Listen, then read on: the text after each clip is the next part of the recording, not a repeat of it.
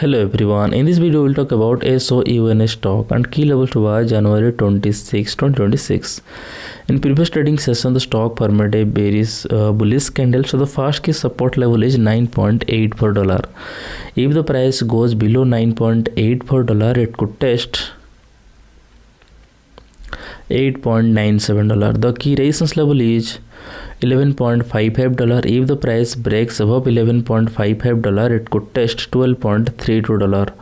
That's my view on SOUN stock today. If you found this helpful, please subscribe for more updates. This video is for educational purposes only, not financial advice. Always do your own research before investing. Thanks for watching.